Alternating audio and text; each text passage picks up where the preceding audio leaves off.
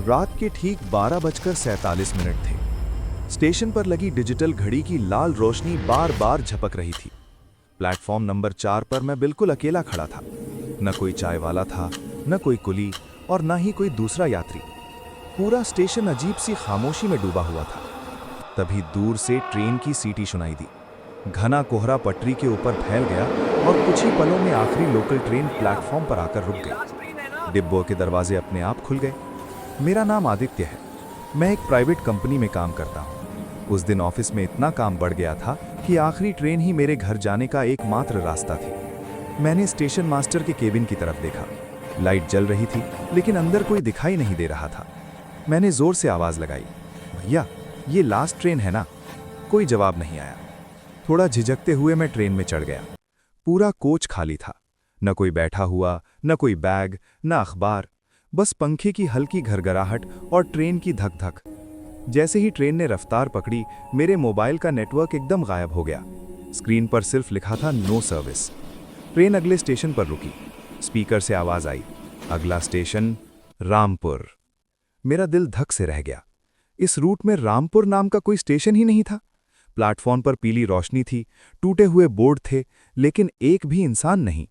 दरवाजे खुले पर कोई चढ़ा नहीं। ट्रेन फिर से चल पड़ी। मैंने खिड़की से बाहर देखा। बाहर अंधेरा था, लेकिन कांच में मुझे अपनी परछाई के अलावा एक और चेहरा दिखाई दिया। मैं तुरंत पीछे मुड़ा। कोच अब भी खाली था। फिर से कांच में देखा। इस बार वो चेहरा मुस्कुरा रहा था। मेरे शरीर में सिहरन दौड़ गई। स्पीकर से फिर आवाज आई, अगला स्टेशन शांतिनगर। मेरे हाथ कांपने लगे। शांतिनगर स्टेशन 15 साल पहले बंद हो चुका था। अचानक ट्रेन की लाइट 3 बार झपकी और पूरा कोच सन्नाटे में डूब गया। पंखे रुक गए। ट्रेन चल तो रही थी, लेकिन उसकी आवाज गायब थी। धीरे धीरे मेरी सामने वाली सीट पर एक बूढ़ा आदमी बैठा हुआ दिखाई दिया। मैंने पलक झपकाई, लेकिन वो वहीं था। उसकी आंखें बहुत गहरी थीं और कपड़े पुराने थे, जैसे बरसों से धुएं में लिपटे हों। उसने धीमी आवाज में कहा, तुम्हें इस ट्रेन में नहीं होना चाहिए था। मैंने डरते हुए पूछा, ये ट्रेन कहाँ जा रही है? वो हल्का सा हंसा और बोला, जहां से कोई वापस नहीं आता। मैं घबरा गया। मुझे उतरना है, मैंने चिल्लाकर कहा। वो मेरी तरफ देखता रहा और बोला, अब नहीं। उसने मेरे हाथ में एक जली हुई डायरी थमा दी। पहले पन्ने पर लिखा था, मिडनाइट ट्रेन एक्सीडेंट 2009। मेरी सांसें तेज हो गईं। डायरी के अगले पन्नों में लोगों के नाम थे, उनकी उम्र और मौत का समय। आखिरी नाम पढ़कर मेरे पैरों तले जमीन खिसक गई। आदित्य, 12:47 AM। आज की तारीख।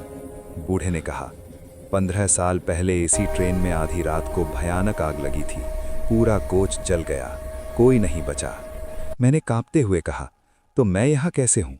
वो बोला, क्योंकि तुम भी उसी ट्रेन में थे। अचानक मेरे दिमाग में तस्वीरें घूमने लगी। आग, धुआं, चीखें और जलता हुआ कोच। मुझे सब याद आ गया। मैं उस हादसे में मर चुका था। ट्रेन धीरे धीरे रुकी। स्पीकर से आवाज आई, अंतिम स्टेशन। दरवाजे खुले। बाहर न प्लेटफॉर्म था न पटरी, सिर्फ अंधेरा। बूढ़े ने कहा, उतर जाओ। मैंने एक कदम आगे बढ़ाया। अचानक मेरी आंख खुल गई। मैं अस्पताल के बेड पर था। डॉक्टर ने कहा, आप 15 साल बाद कोमा से बाहर आए हैं। मैं कांप गया। ट्रेन? मैंने पूछा। डॉक्टर ने चुपचाप टीवी की तरफ इशारा किया। खबर चल रही थी, आज रात एक और व्यक्ति मिडनाइट ट्रेन हादसे के बाद कोमा में चला गया। टीवी स्क्रीन पर मेरा चेहरा था और पीछे वही बूढ़ा आदमी मुस्कुरा रहा था, क्योंकि मिडनाइट ट्रेन आज भी चलती है।